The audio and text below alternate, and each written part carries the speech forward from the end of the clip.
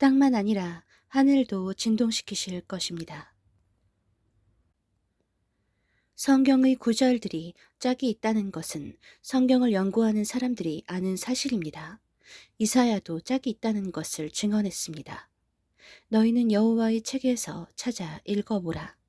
이것들 가운데서 빠진 것이 없고 제 짝이 없는 것이 없으리니 이는 여호와의 입이 이를 명령하셨고 그의 영이 이것들을 모으셨음이라. 신약 성경에는 구약에서 직접적으로 295개 정도를 인용했으며 광범위한 암시는 600에서 4000번이나 된다고 합니다. 요한계시록에만 구약 성경에서 200에서 500여 구절을 인용하였으니 요한계시록은 성경의 종합 세트이자 대결론입니다. 성경은 성경으로 해석한다는 말이 증명되는 이유입니다. 만군의 여호와가 이같이 말하노라. 조금 있으면 내가 하늘과 땅과 바다와 육지를 진동시킬 것이요. 학계의 이 구절은 히브리서에 짝이 있습니다. 그때에는 그 소리가 땅을 진동하였거니와 이제는 약속하여 이르시되 내가 또 한 번 땅만 아니라 하늘도 진동하리라 하셨느니라. 땅과 하늘을 진동시킨다는 것은 어떤 뜻일까요?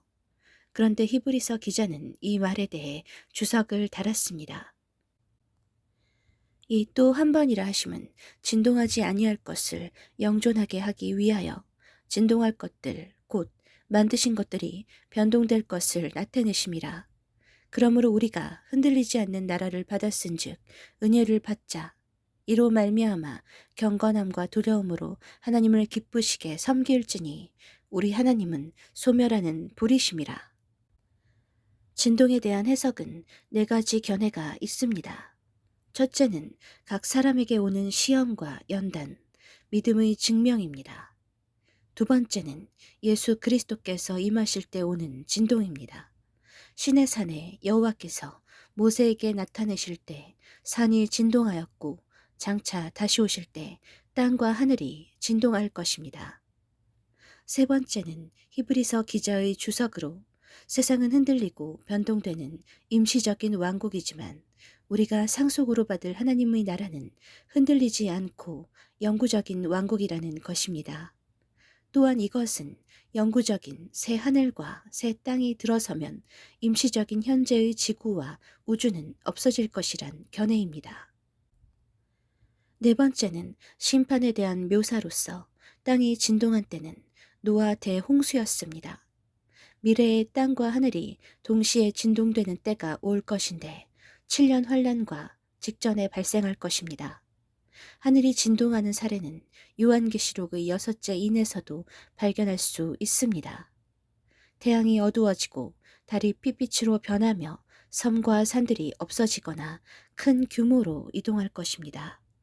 셋째 나팔에서는 횃불같이 타는 쓴 쑥으로 불리는 큰 별이 하늘에서 떨어져 강과 물샘을 오염시킵니다. 이 때문에 많은 사람이 죽을 것이라 합니다. 넷째 나팔에서는 태양, 달, 별들의 3분의 1이 어두워져 지구는 낮에도 밝지 못할 것이고 넷째 대접에서는 태양이 과열되어 사람과 자연을 태울 것입니다.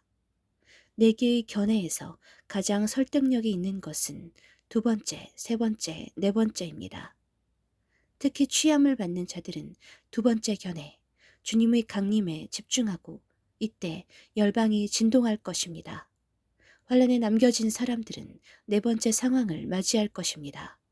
7년은 긴 시간입니다. 7개의 나팔 재앙과 7개의 대접 재앙이 있을 것인데 세계 전쟁이 2번 있고 세계 인구는 거의 멸절하고 지구는 황폐화되어 문명의 흔적을 찾아볼 수 없게 됩니다.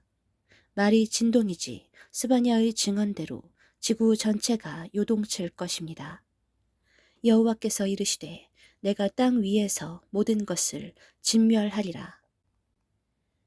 내가 사람과 짐승을 진멸하고 공중의 새와 바다의 고기와 거치게 하는 것과 악인들을 아울러 진멸할 것이라. 내가 사람을 땅 위에서 멸절하리라. 나 여호와의 말이니라. 주님께서 깨어 휴거를 준비하여야 한다는 명령에 해도 되고 안 해도 되는 상황은 아닙니다. 하나님의 말씀에 순종하지 않는 것이 얼마나 큰 결과를 가져올지 미리 깨닫는 것이 지혜입니다. 지금이라도 말씀과 기도 가운데 서 있기 위하여 인생을 걸어야 합니다. 아멘.